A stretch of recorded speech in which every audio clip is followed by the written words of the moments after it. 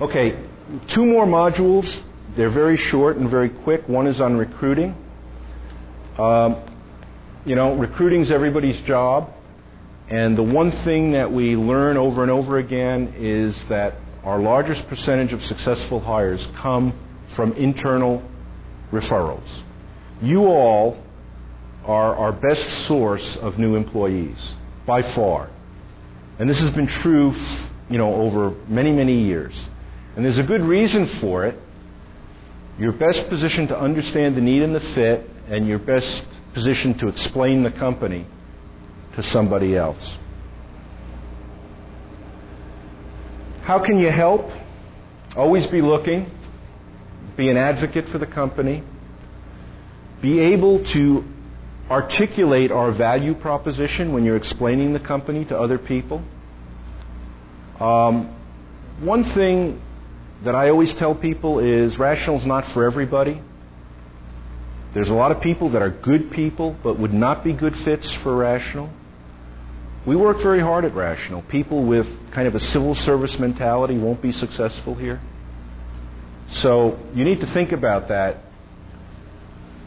When you're part of an interviewing team, bring your knowledge and experience to bear. And have high standards. Don't be afraid to veto. Okay?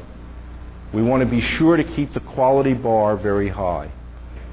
And sometimes we hire people because when the interviewing team is polled, everybody says, well, yeah, kind of okay. I don't feel strongly about this person to veto. And you get kind of a consensus mediocrity decision. Those hires almost never work out. Because what's really going on there is that there's something about that person that's upsetting or unsettling, but not strongly enough for anyone to veto. And so it kind of goes through. When you veto, it doesn't mean that the person won't get hired. But what it means is that the hiring manager has to drill down a little bit more and try to understand what the concern is. So you not only have the right to veto, you need to think of it as a responsibility to veto if you don't feel good about the candidate.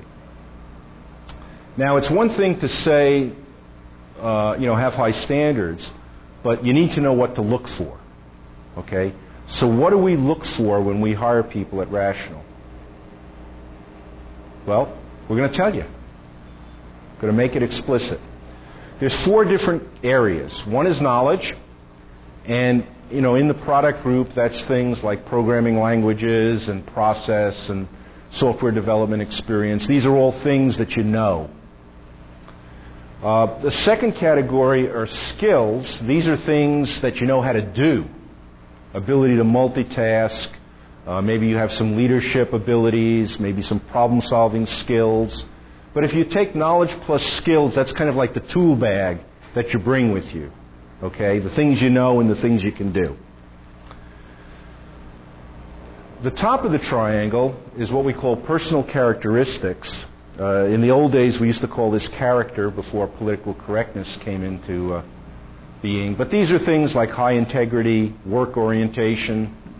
Is a person a team player? Do they have good judgment? Are they persistent? Things like that. And then lastly, in the middle, motivation. And that's basically, is the person a self-starter? Is he or she self-motivated? Does he or she have a passion for what we do?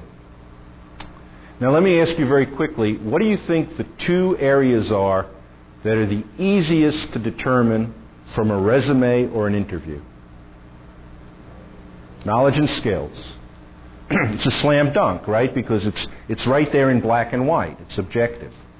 What do you think the 2 most important triangles are in terms of a long-term employee? The other 2, right? And why is that? Well, if you think about knowledge, if there's a deficiency in knowledge, well, first of all, knowledge is something that in our business you have to renew it every 2 or 3 years anyway. It very quickly becomes stale, right? A few years ago, we might have recruited really hard for a C++ programmer. Today, it's probably a Java programmer, right? So that's not a static thing. So really, in knowledge, it's not only what the person brings, but how good are they at renewing it. And in the skills area, that's something with coaching and training you can work on, you can improve. If a person has a deficiency in their ability to multitask, there are ways of trying to improve that skill. The problem with the other two triangles is if there's deficiency there, these are things people bring with them, and they're hard to fix if they're broken. I don't know how to coach for integrity, okay? And beyond a certain point, I don't believe you can externally motivate someone. Motivation has to come from within. I'm not going to go into Dave's QB every morning and motivate him, give him the pep talk. We're not that kind of organization. We're not that kind of company. So we have this kind of paradoxical situation where the two things that are most important are also the two things that are hardest to determine. And that's why we have interviewing teams. What we generally do is ask some of the people to interview for knowledge and skills, and have other people who have done this longer and are maybe a little more proficient at this interview for personal characteristics and motivation. Now, let's be very careful here. An incompetent person who doesn't have much in the way of knowledge and skills but is highly motivated is very dangerous. We want to be careful not to hire too many of those, or any, frankly. Okay, so competency is important. But I can assure you, when you get into crunch time, these are the things that are going to be really important. And for those of you who have very recently been hired, one of the things you should feel good about is that you successfully passed through this filter. Integrity, by the way, is a showstopper. Anybody on the interviewing team should veto if they detect lack of integrity in the candidate. That is an absolute disqualifier.